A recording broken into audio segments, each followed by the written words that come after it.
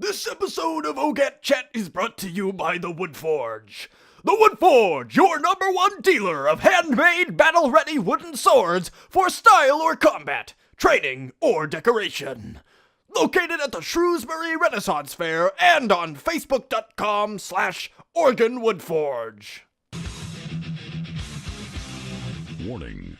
The OGATCHAT podcast contains adult language, adult content, psychological nudity. Listener discretion is advised.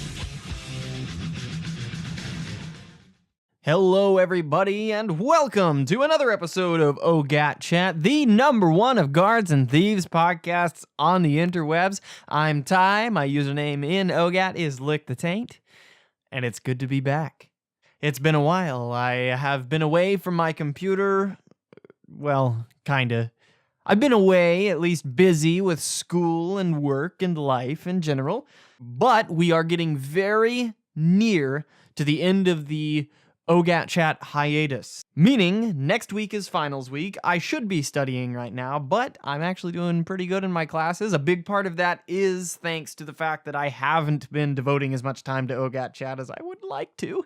I do miss you guys, but I gotta put my priorities where they go. But that's not why I'm here today. I am here today to let you know about this new tournament we got coming up in a couple days. On the day that this episode's released, there should be an announcement in the event announcements tab letting you know about the OGAT DUII Dash 2019, the next tournament in the 2019 series.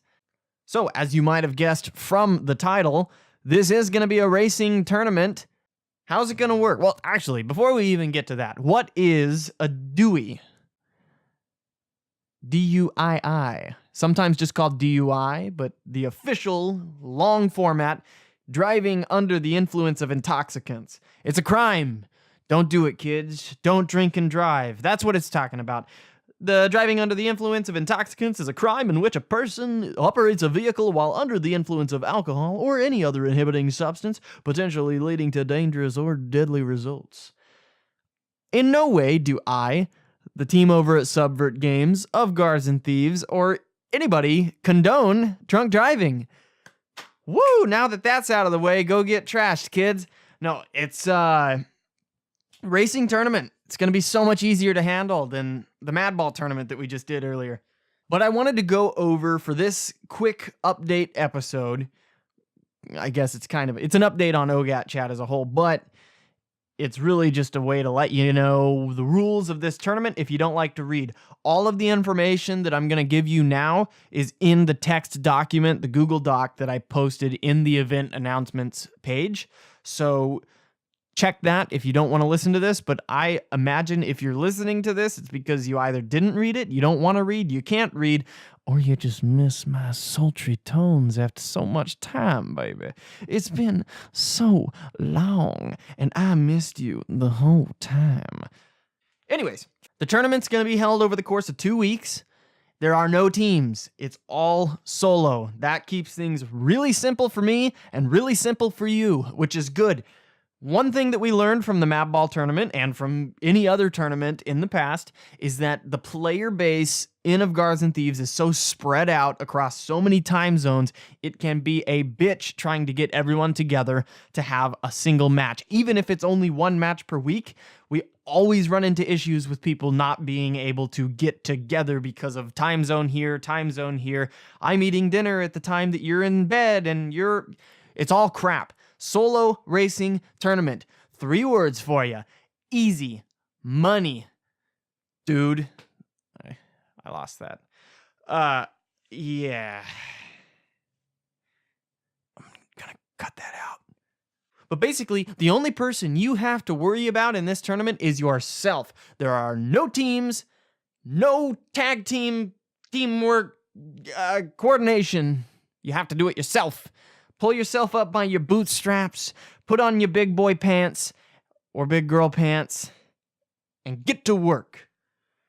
How do you win this tournament? It's pretty easy. It's a racing tournament, right? Best lap time wins. This is going to be on a custom-made map that I made specifically for this tournament. I've been sitting on it for a while, and I'm excited to actually put it out there for you.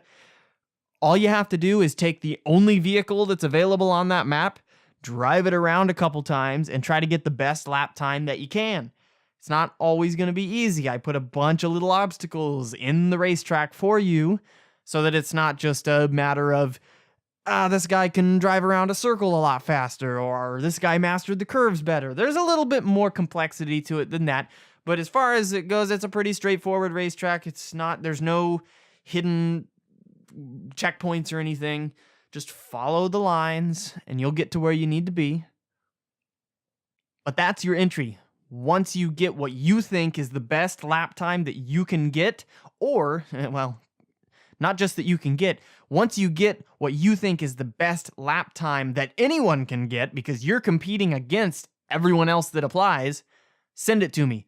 The way that you send it is important. This is something that you'll probably, if you're not reading the text document because you're listening to this episode, I would really recommend that you go check this part out specifically. I've included a screenshot with the correct way to send in your application, because it's not as easy as just sending me a message saying, oh yeah, I got it in 12 seconds. Here's a 20.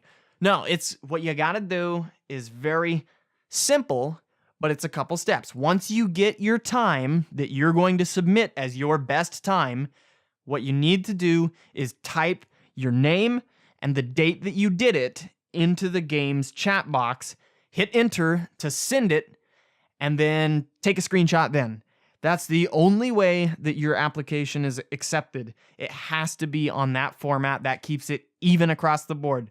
There's an example of this, an exact screenshot of what it needs to look like when you send it in on that text document. I really recommend you check it out if you haven't yet. The link is in the event announcements page on the OGAT Discord. If you send me a screenshot and it doesn't follow that, I have to be blanket across the board. It won't be accepted. Even if it's a great lap time, if you forgot to type in your name and the date and hit send, it doesn't count.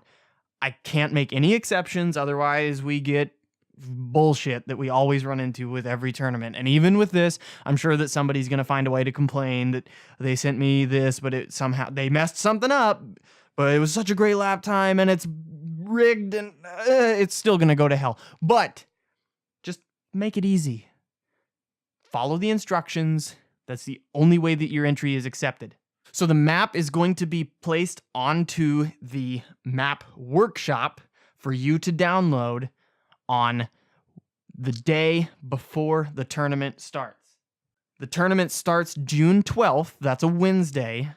So on June 11th, I'm going to post the map into the map workshop for you to download. You have from June 12th to June 26th. That's 2 full weeks from a Wednesday to 2 Wednesdays later to send in your application. That gives you 2 weekends in between the date that the tournament starts and the date that your application needs to be in to get your time in to me. And believe it or not, the rumor has it that the OGAT update, the next big update that includes the store, is only a few weeks away. They're still planning for a June release. So this tournament should be wrapping up right around the same time that the next big update to the game comes out. So that brings us to the prizes. The way that you win this tournament is by sending me the appropriate screenshot. It's got to be right. You have to have your name and the date that you did it, all that crap. Send that to me. If you have the best time out of everybody that sends one in, you take first place. If you have the second best time, you take second place and third place. Those are the only 3 that matter. First place, you're going to get a $10 Steam gift card from me sent to, so you'll have to have a Steam account, which I'm pretty sure you have to play the game at this point anyways, for the most part. If you're listening to this, there's a really slim chance that you don't use Steam to play this game. Even if you use the standalone for your Smurfs, nobody Smurfs in this game. Second and third place also get $5 gift cards to Steam. So, even if you don't think that you're going to get first place, you can shoot for second or third, and as long as you're up there, you'll still get $5. But the first place winner, the fastest time on this map with the car provided, gets $10. Some other little rules before we move on. You have to host the server yourself. You can't have any guests, any spectators. If it's not only your name in the top right part of that screen that shows the lap times, if there's someone else's name on there, it doesn't count. I don't know how someone could fuck something up that way, but I wouldn't be surprised if some of you assholes can find out a way to use 2 people to get a better lap time. I don't know if it's possible or not, but I bet if it is, you dicks are going to be the ones that figure it out. So, has to be only you on the server. Just host it yourself. You'd want that anyways. If you're competing for a time, you're not going to want to be on somebody else's server because you'll get some latency issues. You want the best time possible. Also, the next big thing, you can send up to 2 entries. So, let's say you make a lap time of 30 seconds, and that's your best time. You send me a screenshot with your name, the date, and I see that you got it in 30 seconds, and I put you into the pool. Then, let's say 2 days later, you get around it in 27 seconds. You can send me one time a replacement time. You can send me another screenshot with your name, the date, which theoretically would be later date than the original one you sent, and the new lap time. Now your lap time application is for 27 seconds. However, after you send that replacement time, that's it. You can't keep sending new, better times. So you better make sure if you send a second time, you better make sure that that's the best you're going to get, because even if you do better, you're locked in with that second time you send. Just another small disclaimer. It's in the text thing, so I might as well put it here. And honestly, I don't even know if I have to do this, but I'm covering my ass just in case. I can't imagine it being a problem, but just in case, I put a disclaimer in there that all of the money you're getting from this tournament, the $10 gift card for first place and the 2 $5 gift cards, the $5 gift cards for second and third place, they're from my pocket. The tournament and its prizes are in no way sponsored by any of the development team at Subvert Games or the official of God. It's all me. There's no official anything tied to this tournament.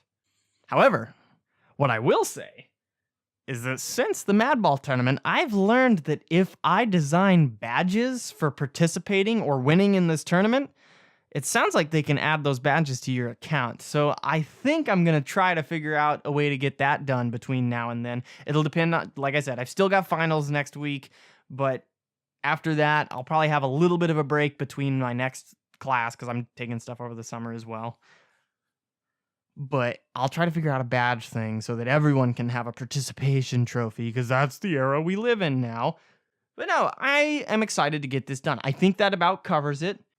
We went over the importance of your application. It has to follow the guidelines. It has to be a screenshot, has to have your name and the date typed into the game chat box and sent, and then the screenshot taken.